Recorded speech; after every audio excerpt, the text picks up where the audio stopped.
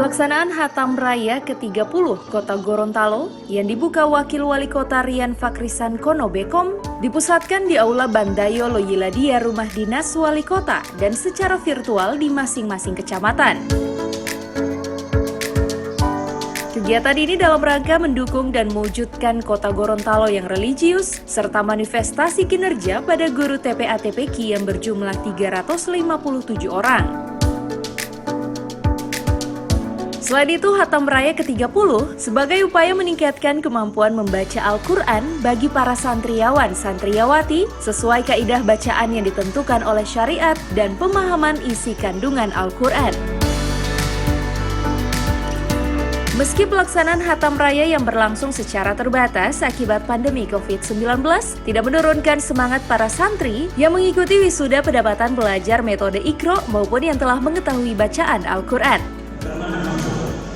Yaitu dalam rangka untuk mendukung dan mewujudkan Kota Gorontalo yang religius.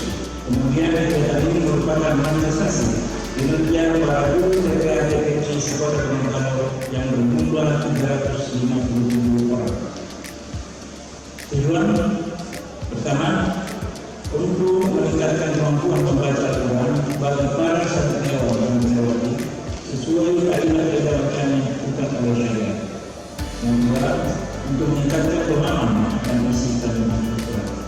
3 hal ini maksudnya terus dikembangkan, maka nilai-nilai Al-Quran akan mampu membentengi anak muda di era yang sekarang ini. Al-Quran juga sebagai sumber utama ajaran umat Islam akan menjadi pedoman hidup bagi setiap umat muslim. Bapak Ibu yang saya hormati, anak-anakku yang saya cintai dan saya banggakan, tentu semua yang kita harapkan agar generasi muda sekarang bisa berpedoman pada 3 hal yang sesuai dengan ajaran Al-Quran.